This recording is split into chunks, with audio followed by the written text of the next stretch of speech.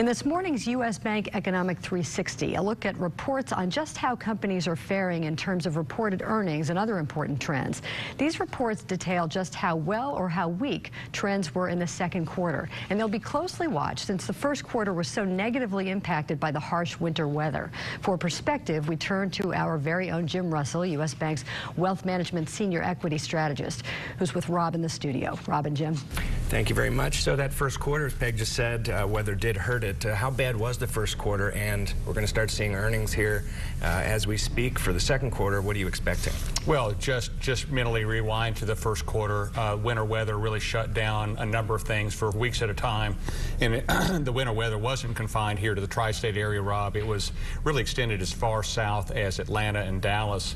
What we expect to see for 2014 for the remainder of the year is moderate revenue growth, 3 to 5%, which does represent a bit of a pickup on the top line. That, frankly, revenue growth has been the elusive metric for many of the companies in the S&P 500. A maintenance of margins, as we think revenue growth grows, we think margins remain at historical and all-time highs.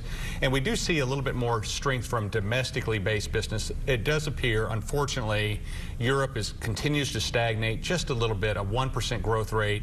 China also a little bit on the weak side, so really the metrics look good right here in good old USA. But the stock market has been going gangbusters. Right. Is that because of earnings? I mean, it's not always the case. Right. Stock doesn't always follow earnings. I think a lot of people have the very same question, Rob, and that is, how can Main Street be kind of stuck in first gear and the stock market hit all-time highs on a continual basis? We've hit 14 new records on the Dow this year, and you know, here we are halfway through the year. So what we're seeing is that earnings are likely to start to accelerate as we move through the year. You mentioned the first quarter, up only 3.4% year over year. We're expecting about a 5% increase in the second quarter and low double-digit type numbers, call it 10% in the third, close to 12% in the fourth quarter as we move through the year. So the stock market likes accelerating earnings. It likes the fact that the Federal Reserve is keeping interest rates low. It likes that profitability is at an all-time high. It likes that dividends being paid is an all-time high.